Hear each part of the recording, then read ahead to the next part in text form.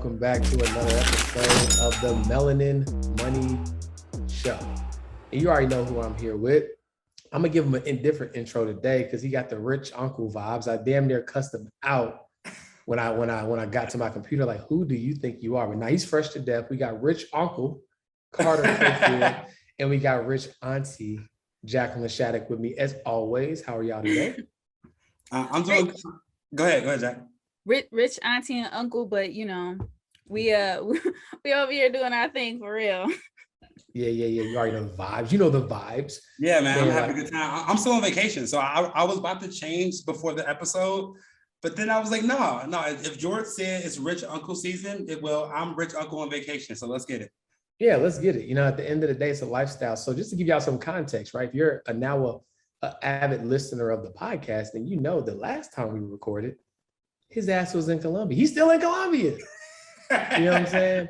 But all jokes aside, that's what it's about, right? It's like, you know, one of the number one rules when it comes to leveling up in life is who are you listening to, right? Like that's one of the number one rules is who are you listening to. So we want to make sure that y'all are listening to people who are tapped in.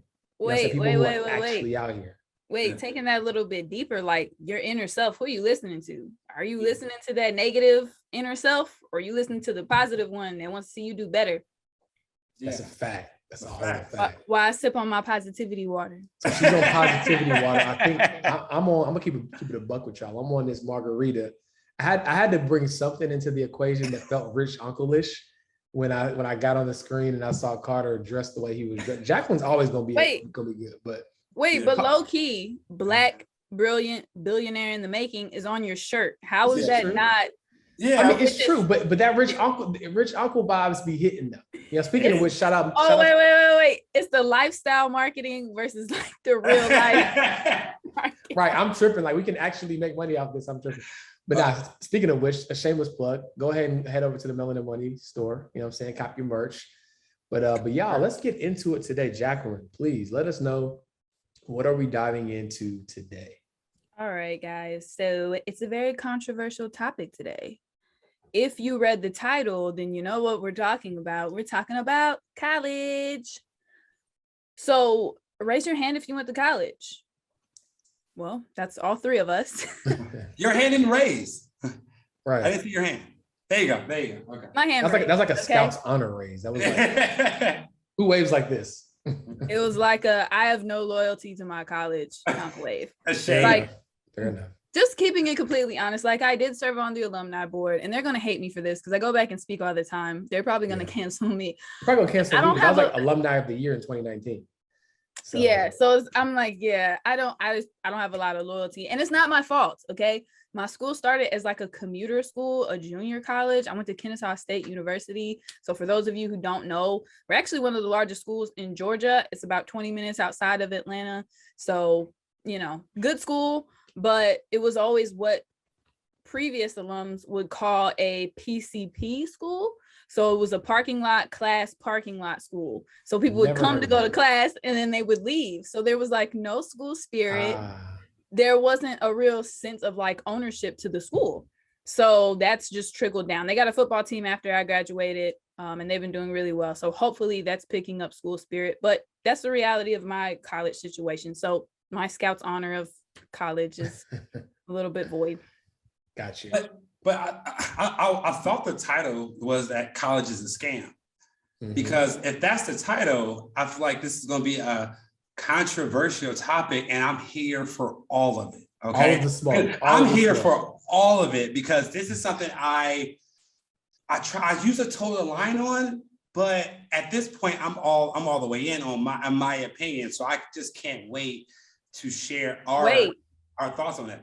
Don't wait. Like, what do you think? You think? Okay. Let's get right into it. All right, so I'll go first. So again, I went to college 5 years, you know, undergrad, master's, and thank God it was all paid for, scholarships and grants or whatever. But shout out to I mean, Pell Grant, what's that? What other grants was given away? MAP grants, all that. I got everything plus scholarships. But my thing was this: like, I went to college because it was the only thing that I was told to do.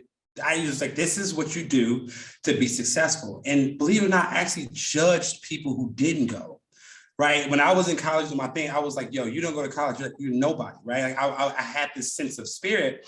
And then, you know, after you graduate and you go do your thing, like you realize that, you know, like 50% of people who go to college don't end up having a career in what they went to college for.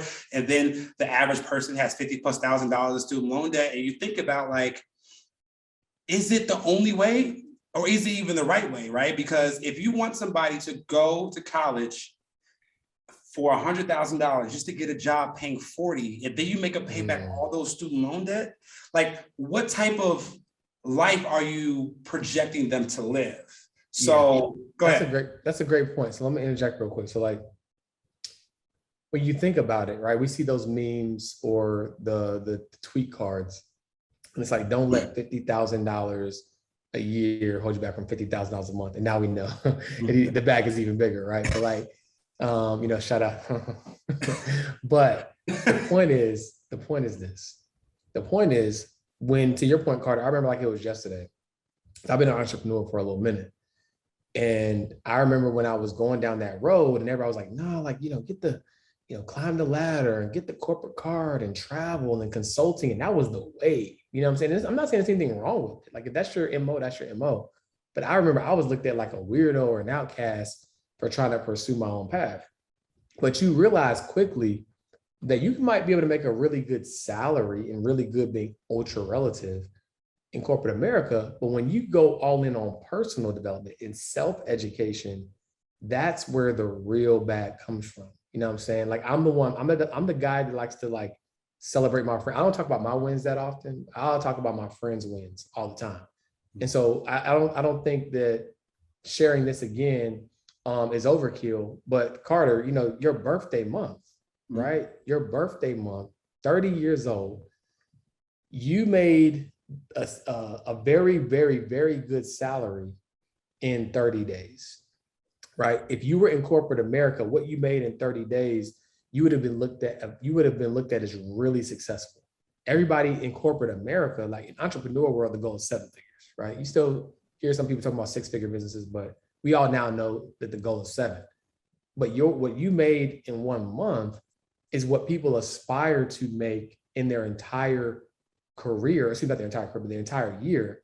And people was me. People, again, $100,000 salary, that was the goal, right? $100,000 salary was the goal. And that was a goal based off what college told me the goal should be. Mm-hmm. But I think that college teaches us how to be a cog in the wheel. And if that's what you want to do, that's cool, but that's not the only way. So Jacqueline, how do you feel about not just your college experience, because you just told us that, but college in general? Do you think it's something that everybody needs to do? Do you think it'd be selective, or do you think like nobody needs to go to college because everything is available like on the internet? So I like to play devil's advocate a little bit, but first of all, like, this is the Melanin Money Show, so I'm going to talk about something that's a little bit touchier. I went to a PWI. When I started there, I didn't even really know what that meant.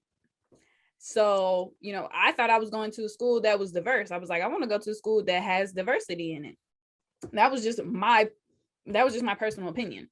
So I don't think that everybody has to go to college just to be successful. But there are some things that I like to point out about an 18-year-old of why college can make sense. At 18 years old, a lot of times you don't know who you are. You're trying to figure out your place in the world. So I think that college can be a good segue for a lot of young people who aren't sure what it is that they want to do. I think it can help you to buy time and still be structured, because I think that college at 18 can be a better investment than just working at your local Wendy's. Like, oh, I'm gonna figure it out. Yeah, I want to ask you this question before I forget it. Does getting that experience and know who you are have to cost you $150,000? That's what I was going to touch on. Hey, go ahead and touch on that. Didn't you get scholarships? Didn't you get grants? Didn't I go to school on a full ride basketball you did, but unfortunately, that's not a lot of people don't. A lot of people don't. A lot of people don't, because a lot of people don't want to do the work, right? So if you're 17 and you know that you can get scholarships and grants, if somebody's there kind of to help you know, like, hey, get this, you can qualify for this, apply for that. Somebody has to help you out to know that. But I don't think that you have to take out $100,000. I didn't say that you have to go straight to a large university or to an HBCU that costs $8,000 a semester. I didn't say that. I said you can go to college. I really recommend JUCO for people who have no money, who aren't going to qualify for Pell, who don't really know what they want to do. I mean, people are kids, like you're a teenager. So I do recommend start at JUCO. It's cheap, sometimes free. That's fair. It's almost like the phrase is as financial advisors and just advisors in general that we have to always say, well, it depends, right? Context matters. And so to your point, Jacqueline, I think if you know for sure, like you know, wake up in the morning, dream about surgery, right? Brain surgery. Yeah. Okay. My black ass wants to make sure you go to college, you know what I'm saying? and everything in between. Cause I did a joking post the other day because to Jacqueline's point about playing devil's advocate, for every entrepreneur, there needs to be a support team. Carter couldn't do what Carter do if it wasn't a team. I couldn't do what I do if it wasn't a team. Jacqueline couldn't do what she do if it wasn't a team. I'm a visionary of visionaries, but I can tell you right now, if it wasn't for we all know and love her, but Samantha, the George that you wouldn't see the same George. You know, shout out to Samantha. Shout out to Samantha. I hope she hears this. You know what I'm saying? We love you, Samantha. But like, you know, everybody needs a team. So I say all that to say that while we think that, here's what I'll say, I'll frame it this way. Ownership is for everybody. Entrepreneurship doesn't have to be. Right? Say it again. Ownership is for everybody. Entrepreneurship doesn't have to be. Because you best believe I'm going to make sure Samantha is good. You know what I'm saying? Like, because she is an integral part of supporting the vision that all three of us are building separately and collectively. You follow what I'm saying? I think the important thing is you just need to understand where you're trying to go and understand that you have more to give and that you need to make sure that whether it's a job or a career or a business, that you articulate what it is you want and chart your own path, because you can be, what is it, the term entrepreneurial or whatever? Like you can like be in business, not for yourself. I mean, not by yourself. Or is it for yourself? No, by yourself, but not for yourself, right? That, you know what I'm saying? So that way you can still hit your goals, still do the things that you're passionate about. It's not about the money. It's about being in a situation that allows you to fulfill what lights you on fire. And if you can do that supporting someone else's vision, then do that, right? The right-hand man is the better position than the front man, because the front man or woman gets all of the praise and all of the scrutiny. You follow what I'm saying? So we're not here to bash college per se. All we're saying is that whatever path you choose, just make sure that it puts you in a position to fulfill what your heart's desire. Because I just feel like college, like Carter said, you're just a cog on a wheel, right? We don't want that. If you want to go to college because that's going to help you get to the next level, great. But if you're going to college because you think that's the end all be all, no. But we also can't shame people into thinking that you have to be an entrepreneur. Because if we keep doing that, you have a hard time building the team. Right. Yeah, entrepreneurs are not what they are if they don't have employees to support their dreams. So I'm gonna step in here and I'm gonna let Jacqueline finish, because I do want to clarify a few things. Number one, I'm not saying that nobody should go to college. I'm saying when I went to college, I thought that was the only way. Right? You have to do this or you're not successful. And I just want to debunk the myth that everybody needs to go to college, because if we keep doing that, there'll be people with $100,000+ student loan debt and not even having a job and what they went to college for. So my thing is this, like, if you have a specific degree in a specific area, medicine, being a lawyer, accounting, those are things that you have to go to college for. And I'll admit, without my college degree, I can't be doing some of the things I'm doing today. But it is also, you also have to know what you're going to college for. Like, I didn't know it was illegal for colleges to put starting salary next to the majors. It's actually illegal for colleges to put starting salaries next to the majors that people are going to school for, because here's the thing, they wouldn't go to school for that no more. Like, if you're majoring in journalism, the starting salary is like $40K. If you see that your college tuition is going to be $100K, for you to get a job at $40K, you're going to make a different decision. So all of my thing is saying is go to college if you need to, if it's in your best interest, but also do the math. Don't spend $150,000 on a degree that's going to get you a starting salary of $40,000. The numbers don't add up. And if we can eliminate the big student loan problem that we have, I think everybody will be okay. So that's my clarified view on it. Again, I went to college, but again, I just don't want everybody thinking it's an absolute must to be everything you want to be. I don't want everybody to think it's an absolute must, but I also think that colleges are predatory, and they have been. Like, it's been predatory lending. It's a business. They're a business. It's a business. So, like, quick story. When I was in my like sophomore, junior year, I got a check from, I got Pell, right? So they started at one point giving you a debit card. So they're like, here, use this debit card. It's got your Pell check on it. Cool. I'll run over to Walmart, swipe this thing. Let me see what I got. Go over there. I check my statement, and I'm like, because for whatever reason, I'm super responsible at 18 years old. I check my statement, and my statement says Walmart transaction for 50 cents. Walmart transaction fee for 50 cents. And I was like, what is this? So then I looked it up, and they were like, yeah, anytime you want to use this debit card, we're going to charge you 50 cents. I was like, oh, hell no. So I just transferred the money into my bank account. So fast forward to about a year later or something like that, I get this check in the mail for like, I don't know, $100 or something like that, which was amazing at, 19 years old. And I was like, what's this check for? And it said that company was scamming students because they weren't being transparent about the transaction fees, which I don't know. I guess I was crazy. That's a wild. I remember crazy. I remember back when, like, on campus, and I'm like a little bit older than y'all, so hopefully the scams had died down when y'all got there. But I remembered, like, when I got to campus, they had like all these, like, they give me out free T-shirts to sign up for a credit card. Yeah, remember that? Like, yes. Yo, bro, I ran up a light little bag on my little limit. You know what I'm saying? And it's just like, it's really messed up. Anyways, and it's predatory. Yeah, not only are the lenders predatory, but so are, I think, the colleges in general. Like, why is college inflation running at like 8%? I mean, it slowed down because of COVID, but in reality, like, why is it running because of 8%? Oh, because it's a business, and they've done really great advertising to make us all think that we all need to go to college in order to be successful. Now, continuing to play devil's advocate and kind of piggybacking off of what you said, Carter, I couldn't be where I am today without it.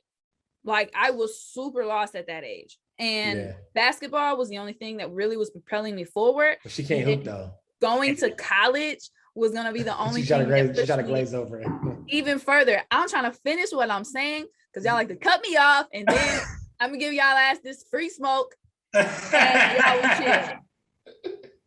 Okay. I love it. But no, so I mean, Jack, and I think your point is very predicated, because again, I wouldn't be where I am. I mean, it's just like certain things you need to get your career started. And I absolutely understand that. But as you know, again, as well, we're going to dive more into this topic about our individual stories. I think America gave us this all or nothing view. And my goal is just to debunk the all or nothing view. Like, you go if it matters, if it doesn't, then don't. It's called the American dream. Yeah, right. Like, why? I don't understand. But yeah, I mean, let's get a little bit deeper. Do we want to talk about our individual college stories, or how we want to go after this? No, I mean, I think at a high level, we're all on the same page, right? We have, credentials and expertise that definitely college provided a solid foundation and a springboard to being able to do the things that we do. We established some great relationships. To Carter's point, the question is it necessary to go into debt to build those lifelong relationships? Probably not, right? So we've talked about, we've layered the context. Where I want to go is what it should look like, right? What it should look like. So I know you do. I know you want to go to where it should look like, but I'm gonna interject and read. And she's like, and we cutting her off, but she wants she don't want. She know I'm about to get in my bag. I was about to get in my bag. We're gonna let her live though. Where college should go. Yeah, we're gonna go to this review. So Chrissy Noel wrote us a 5-star review. She said, designing the life you deserve. Change your mindset, change your life. Money never becomes an issue until you don't have enough of it. Really enjoy the mindset and the simplicity of the practices talked about. Creating what you want in life isn't meant to be complicated, so don't make it that way. You have to give yourself permission to achieve the visions that you created. Can't wait for more episodes. I will be the first millionaire in my family. Hey, what's her name? Wow. Who's that? Chrissy Noel. Shout out Chrissy. Hey, Shout out I feel like Chrissy. we should give her something. That was an amazing review. It was amazing. Yeah, review. Chrissy, So, if you're listening to this review, send us in. How you gonna get in contact with Chrissy? Hey, if you follow us on social, DM one of us, or we're gonna create a podcast email. But right now we're just figuring it out in real time. DM one of us on social media. The genius thing that our marketing team did is that our handles are a part of our graphics. So pick one of those handles. Say, hey, how was that review that you shouted out? What's the giveaway? We ain't even gonna say it on the podcast. We just want to surprise you. We appreciate you for sharing that beautiful review. But now, Jacqueline, that was a worthwhile interjection. So that was worth it. Yeah, I'll give you that. So let's talk about where it should go. So first, let's start with college is the only thing where you can pay thousands, hundreds of thousands of dollars, right? And you ain't got not even a moniker of a promise of what that's gonna look like, right? At least with a business loan, it's like, okay, I'm gonna get this money, I'm gonna make an investment. And if the investment does well, I'm gonna get a little bag. But college is just like, look, pay this money, you know what I'm saying? We can't guarantee that you're gonna get a job. We can't guarantee no job placement. So you on your own. So the first thing, here's where we should start with college. Colleges need to form more intentional and strategic partnerships with companies to say this, hey, look, what are the specific roles and positions that you're trying to fulfill? And can we create a direct pipeline that if our students get this degree, part of their acceptance of this role is going to mean that you guys are going to help pay back the whatever loan they had to get to go to college, right? At least that is a little more definitive, right? I think that's one thing they can do. When if I go to college and I know, hey, look, I'm an accounting major. Ernst & Young is a dedicated partner of this university. They have at least so many positions that are allotted for this school. If I do my thing, right, I'm incentivized to perform and get good grades. If I check the mark, I have an opportunity to get a position, and with that, out the gate comes like tuition reimbursement, something like that. That's an easy layup, right? Because what right now is happening is companies, in theory, are arbitrarily, doing that to a degree. It's like, hey, like we might provide some tuition assistance or tuition reimbursement or whatever, but it's not a standard, right? That's the first thing that should happen. The second thing that should happen, the second thing that's going to happen, I'm gonna tell y'all this right now. This is a prediction, right? And I'm going to be right. What's gonna happen is the large companies of the world, the Apples, the Amazons, the Facebook, the Googles, whatever, they're going to start creating their own curriculum, their own educational institutions, because they're hiring for these people anyways. But what happens? They're teaching you BS in school that doesn't directly translate to what I need you to do. So Apple's going to say, what exactly do we want our engineers to do for our company, right? And because they have so much brand equity, they're going to create their own mini institutions. And Jacqueline, we talked about this on our last podcast, right, with Old Girl. Their own institutions for the specific roles that they want to fill. So you're going to see a democratization across the board of education. Now, what's going to happen? That means that you're going to see a lot of schools go out of business, and you're going to see a massive consolidation of the education industry. The only people that are going to stick around long-term are folks that have a tremendous amount of brand, the Yales, the Harvards, the Dukes. They're going to stick around just off brand equity. But a lot of these other colleges, they're going to be done, right? Because they're now competing with the companies that the only reason why people are going to school is to get to the company. So when the company rolls out an education program, right? Guess who they're going to go to? They're not going to the college for the 2 years of fluff. They're going right to Google. Yeah, so I think it's funny. Do you remember like Kmart? Yeah. Remember when Kmart was just huge here and everybody thought Kmart was going to be it? Mm-hmm. And then here comes Walmart. It's a cycle. A lot of businesses have their cycle. Some are able to stay around for a very long time and some don't. So I think the story that you're just sharing with us is a business cycle, and it's like the cycle of college. Yeah. And it took way too long, right? So college my problem with it is it's the only thing that's been the same for 80, 100 years. U of I think was 108 years old. That's why I went to college at University of Illinois. And it's the only business that has been the same for a century, and nobody has challenged what they're doing. So as George put it, it's already happening. If you don't think Microsoft is developing a university, if Google is developing a university, if Apple is developing a university, you are outside of your mind. I saw this stat that shocked me, but it also made me very happy because I'm in the digital education. Oh, I know you go with this. Yeah. I think right now, I don't know the exact numbers. I think right now the digital education business is a $5 billion industry. About 2025 is estimated to be a $30 billion industry, which basically means that people are no longer trying to go to universities to learn. They would rather go to the person that's doing it already and learn from them, or the place that they want to work and learn from them. So like for me, the fact that I can go to a Tony Robbins event, and for those of you all that don't know who Tony Robbins is, he's a billionaire, a business mogul. I can go learn directly from Tony Robbins and pay a couple grand, and I can write it off as a tax deduction in my business or as a self-employed person. Get in the bag. And it's cheaper. Yeah, I can go pay $5 grand to learn from Tony Robbins for 4 days, but you want me to pay 50 grand, 30, 40 grand per college per year to learn from a professor that's not doing what he's teaching me to do. So that's my issue. That's my issue. And I think that we should be learning from either the job that's going to hire us or the person that we want to be, and nothing more. 100%. So like success loves speed. It's one of the things Carl likes to say too, right? Success loves speed. So like you can learn in 3 ways. You can go to Google and YouTube University, which is commendable, right? Like, especially if the alternative is paying $100,000 in student loans, right? Like, see what information I can get from Google and YouTube University. But if we're being honest, it's a little bit slower path, right? Why? Because you got to start piecing together, all of the information and hoping that it makes sense. But it is a way to learn. What's the next fastest way to learn? Is through like courses, right? And information that originally came from the source, right? Came from the person who created it. But it's like, hey, look, I'm gonna package this information up. It's the next best thing. And you can get access to that. That's gonna get you a little bit faster. But what is the fastest way to learn, right? It's to be connected to the course. I mean, it's to be connected to the source, because the course comes from the source.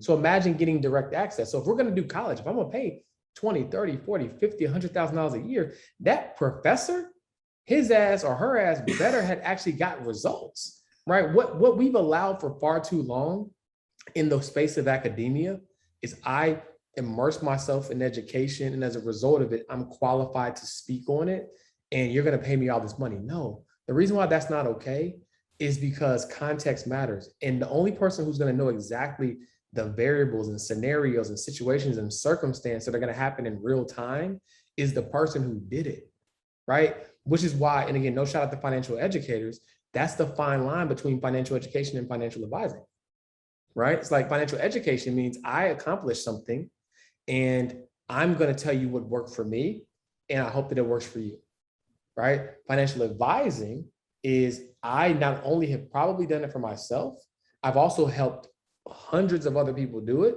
And so I have enough context to understand what it looks like in real world scenarios and not just isolate it to my own success. Now with us, shameless plug, you get the best of both worlds. Shout out CPA, shout out CFP, you know what I'm saying?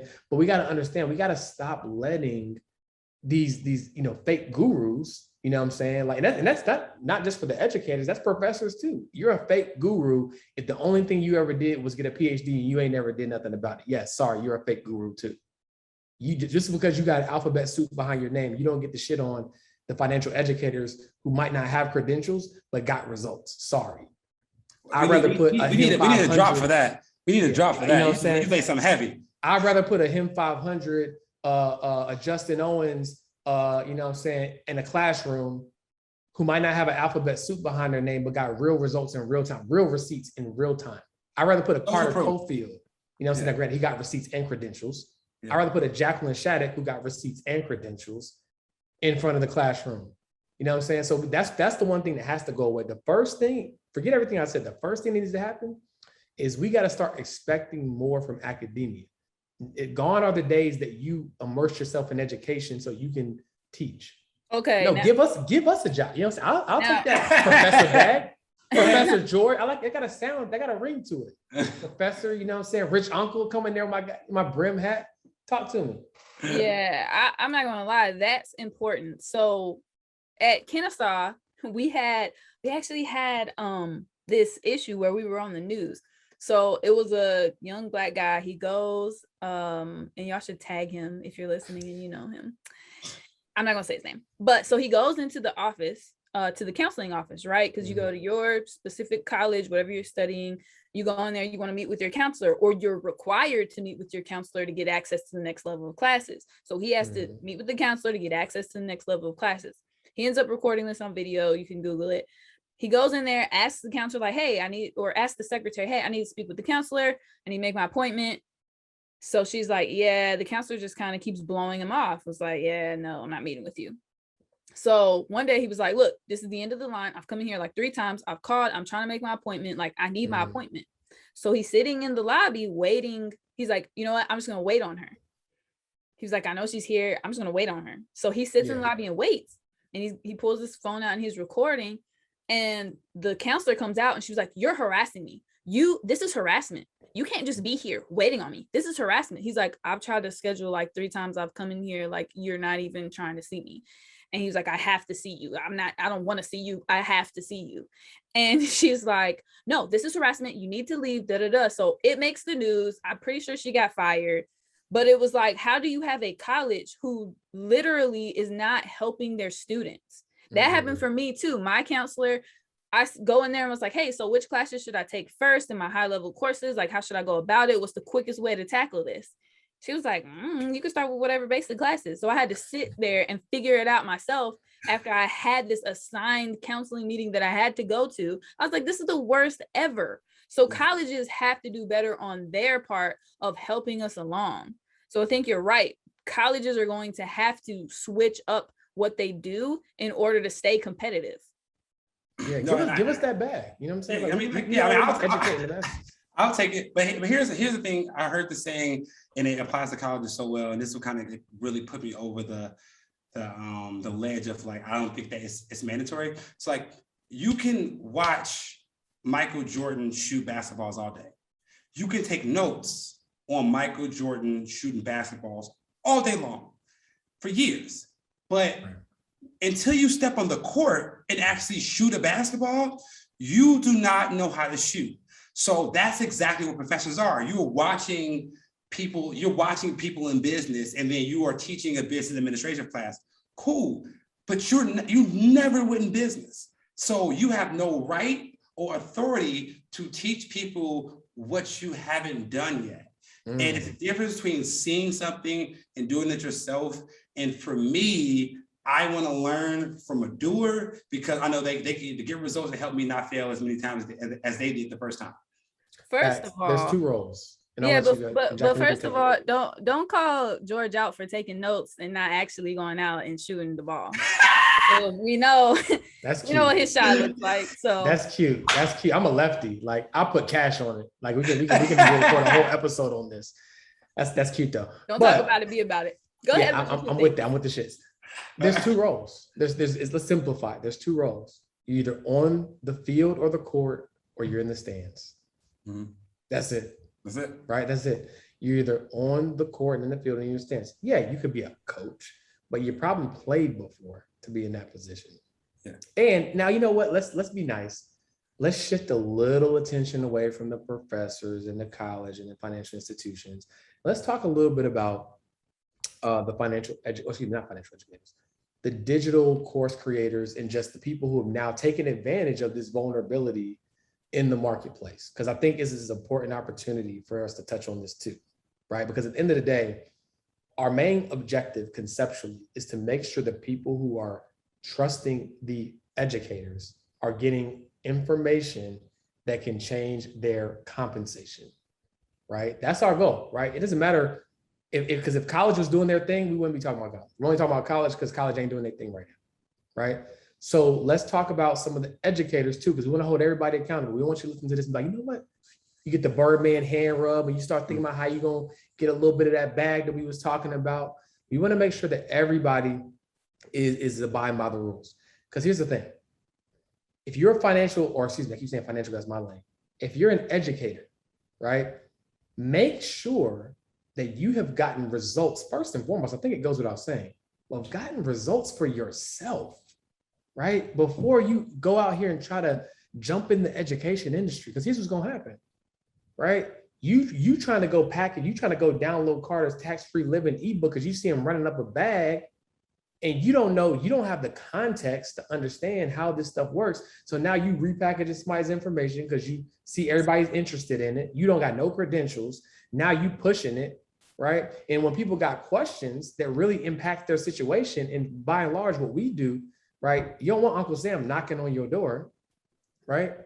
You don't want FINRA knocking on your door, right? So like if you need to have enough integrity that yes, we want to invite people who are doers into this space to help educate, but make sure you are qualified and you're doing the work and you got results. Start from a place of self-accountability. Just because you see Jacqueline, Carter, myself, whoever talking about it, and maybe, that has given them a platform, right? Don't try to say, you know what, I need another product. Let me just download their shit and I'm gonna sell it too. And you don't understand the right. I'm gonna just go in for a second because this is a real deal. This is a real thing, right? Like I'm tired of seeing, again, because I want to be fair. I'm tired of seeing people, because we're talking about people who haven't done it conceptually, who are educating. So that also applies to people who are packaging up information, who have the skill set of executing and putting it together, but don't know what the heck they're talking about, because you're not going to understand the context and the nuance and sometimes the laws that apply. And now you're getting people in the jam just because you wanted to run up a bag on a digital product, right? So have some integrity. If you're an educator, we want you to come into this space, but get results for yourself, right? Get some results for other people, and then try to sell something. I'm not saying that has to be your career path, right? Because I think our next episode we're going to talk about is, not staying in your lane. All I'm saying is operate from a space of integrity. If you don't have the proper context, if you didn't do the work, if you just saw Carter dropping these gems day after day, Jacqueline dropping these gems, it's like, well, shit, I could probably just put a little course together too. They ain't gonna know the difference. No, don't do that. Because now all you're doing is you're doing the same thing we're just talking about with the college, with the professors. Operate from a space of integrity. Stay true to yourself. And the beautiful part about it is there's nuance in the lane, right? You could teach somebody on, Carter talked about earlier today about index investing. You don't see Carter talking about options trading, right? He talked about, it started from a place of again, conceptually, it was based upon saving money on taxes and then giving you a very simple strategy of investing in an index fund, right? That's a part of it. Then you got people that talk about day trading, options, right? So understand, you don't have to overplay your hand, right? And I'm only harping on this. I'm sorry, I'm on my soapbox right now, but I just don't want to see people get hurt, because at the end of the day, you running up a bag at the expense of someone else is being vulnerable because they're in a bad and tough position and they're trying to get out of the situation. That's not cool. You're just like a university. You're just like this university doing the same thing. They tell you to go here, you go major in something that don't make no money. They take your money and leave you out to dry. So we don't want to be that. And I appreciate you clarifying. Exactly. So like two things. I think what you're saying, George, is the equivalent of you finish college, you want to go apply for this job. There's nothing on your resume.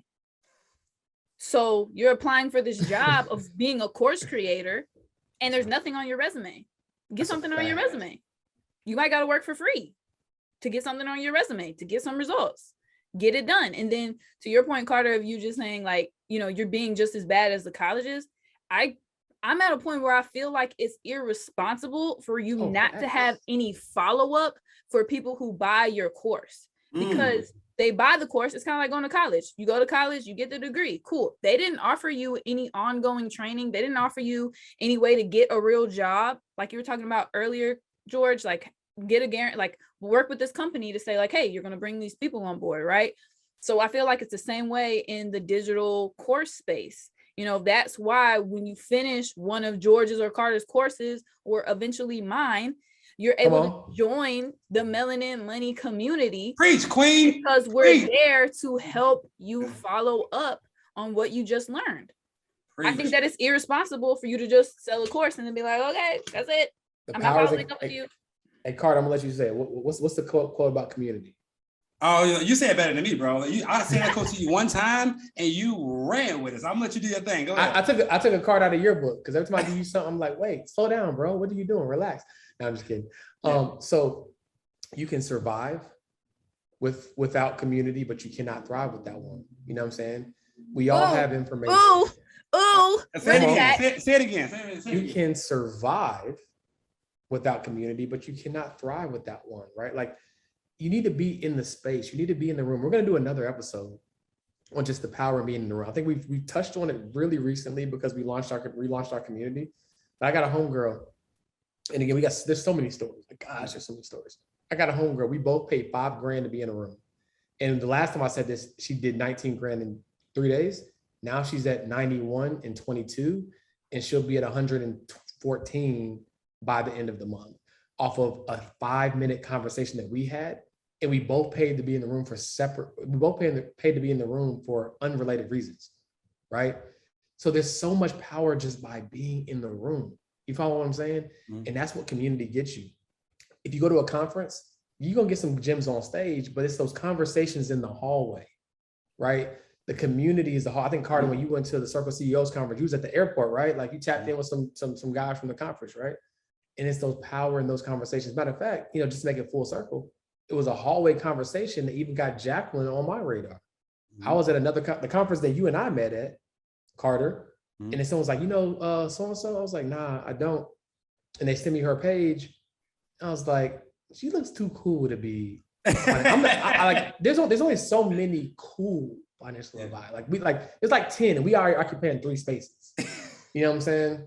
So I was like, you sure? Like she's an advisor. It's like, nah, bro, she advises CFP, CNBC, all this. I was like, okay, followed, seeing what was going on. But that was a hallway conversation. You know what I'm saying? And now we're doing business together. So I'm saying that to say that she hit the nail on the head. Like it's irresponsible to consume this information and not have a space to convene and communicate about like what's next. And that's why we created the Melanin Millionaires Club.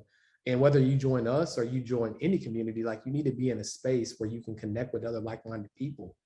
To really tap in. And I want to shout out anybody who's in the community right now who considers themselves an expert in their space or wants to become an expert in your space, because it takes a certain amount of vulnerability to say like, hey, ongoing or right now, like I may not know everything. I may need to be in a group of people who have done what I want to do or are doing what I want to do. People who can share gems, who can keep me motivated. I kind of like that title of like hallway conversations. I want us to like put that in somewhere. Yeah, no, we definitely do an episode of just being in the room. Hallway, whatever we name it, it's so powerful. When people ask, so like I have this thing, wherever conference I go to, I buy either the most expensive ticket or like the second most expensive ticket. And it's not to flex. It's not to be in the front row of the people who's on the stage. My reason is I know that the people who are paying the most have a different mindset than everybody else in the room. So the reason I pay max dollars to be at the conference is not for the people on stage. It's for the people who I'm able to rub elbows with, because there's a different mindset of people that pay $50 to get in the room and people that pay $5,000 to get in the room. I don't have to vet you anymore because you understand that the best investment you can make is an investment in yourself. If you've shown me by putting the money up. So it's just an easy conversation. So same thing with, us having the Melanin Millionaire Club. We didn't start this to make money. All of us are very, very financially set. But we understand that if people don't pay, they don't pay attention. So we do a small fee for a monthly membership, because if you pay something, you're going to want to find ways to get your money back. And the way you do that is by implementing the knowledge, the skills, the action that we teach you within the club. Amazing. Yeah. So as we we dropped some gems on this episode. We had some really organic conversation. I'm gonna let Jacqueline close us out. But as we kind of get to the end of this episode, Jacqueline, can you frame up for us like what are the takeaways? Because we don't want to leave off. We never want to leave off with an open-ended, right? It's like, hey, we said college is a scam, right? Okay, cool. We talked about some things that colleges can improve on. We talked about some things that educators and course creators can improve on, right? Well, what is kind of like the recap and just like the takeaway that we can all, walk away from this episode with? All right, before we do that, piggybacking off of what you just said, Carter, which is people who pay attention, people who invest in themselves they have a different mindset. So what I like to say is build something that nobody can ever take from you. Because if you ever heard entrepreneurs speak, you've ever heard like Bezos, Warren Buffett, people like to ask Mark Cuban, like, what would you do if you had to start from scratch? And they all say something that they would do if they had to start from scratch, because they've already started from scratch. They've already done it before. They've invested in the personal development. They know that the losses were not losses. They were really lessons. So I want everybody to keep that in mind. Build something that nobody can ever take from you. Mm-hmm. And so as we close out, I'm going to close out with more of my opinion, which is, college is a scam if you don't go about it intentionally. So I think that for literally children or teenagers, hopefully, my guess is this mostly isn't for teenagers, right? This is for older folk. And so older folk should be helping younger folk figure out what they want to do about college. It's up to us to help guide them. So if you do have a niece, a nephew, anybody that's in that age range that's trying to figure out college, I just want to encourage you to just have a conversation with them. See where their head is at, mention some things to them. If you are the parent of the teenager, one of the best things that you can do to build generational wealth is just to try to teach your children. So if you don't know where to go for information about college and scholarships and grants like that, tap in with us in the community. You can message us directly in there. Just shoot me a message and say, hey, I don't really know what I can do about this college situation, but I'm trying to help X, Y, and Z. Or better yet, don't ask me, ask Penny, who is your financial advisor, and she's going to get back to you much quicker than I will. But either way, it's a community where you literally can ask all of the questions. So you don't have to know all of the answers, but for you to be able to find what you're looking for in a group is huge. So, George, you kind of closed this out already when you went through everything we talked about. Mm-hmm. Do you guys have any more last closing, messages? Yeah. So for me, and I think Carter brought this back to the forefront when we was getting ready to relaunch the community, but money mentors, you know what I'm saying? Like Carter dropped a bag on a mentorship earlier this year. I've dropped several bags on several mentorships over the years. Jacqueline, same deal, right? We got to lose this mindset of if I win, you lose, right? If I win, you lose. It's a win-win, right? I'm going to break down the win-win for you real quick, okay? If I, over the last decade, outside of college, right, have spent over 6 figures in becoming the man that I want to become, there becomes a point where it's not just about finance and it's about fulfillment, right? You literally get excited about figuring it out because you remember distinctively not having someone guide you, paying for something, failing, trying to figure it out, testing, iterating. You remember it like it was yesterday. And when you figure it out, you get excited. You want to scream from the mountaintops because you figured it out. And so for us, we've checked the finance box, right? And now we're trying to overflow the fulfillment bucket, right? So the win-win is when you tap in with us, we get an opportunity to share and pour into you all the things like, yo, don't do that. Do it this way. Miss that pothole, because we intimately know what it's like to not have somebody hold our hand through that process, right? And what you get, the win for you, is that instead of taking the 6 figures plus that we spend on personal development, you get to get that refined, distilled, and packaged down into a much smaller nominal fee. Because what we did is we went through the distilling process. All the books we read, out of those 20 chapters, those 2 was really it, right? I've signed up for coaching programs that I paid, 12 grand for, whatever. And what I took from it wasn't even the core of what I paid for, and it was still worth it. You follow what I'm saying? So what you get is you get the refined, distilled version of all of the content, courses, coaching that we've received over the years, and we get a chance to be fulfilled by watching your light bulb go off. like, man, they get it, right? That brings us joy, right? And there's some people out there, all they care about is money, right? There's a hole there. There's a gap there. Now, I enjoy money. I'm never be the person to tell you that money is. I'm not gonna lie. I love what money can do. You know, I love the fact that if Jacqueline says, "Hey, we got something popping in Atlanta this weekend, you need to be there," that the only thing I'm checking is my schedule, not my bank account. If Carter says, "Yo, my birthday's 30th birthday, fellas trip," that's the only reason why Jacqueline went there. And once you think we leaving her out, was a fellowship. Okay. Gas trip. Look, women were mad. Gas trip. Go ahead. You know what I'm saying? But Carter's like, yo, and the only thing I'm checking is my calendar, not my bank account. You know what I'm saying? And that, so I enjoyed that. And we want everybody to feel that, because it ain't no fun if y'all don't get none. I don't want to be on when it's time to go out to the yacht. I'm like, damn, like shit, I know I'm the only person pulling out my card.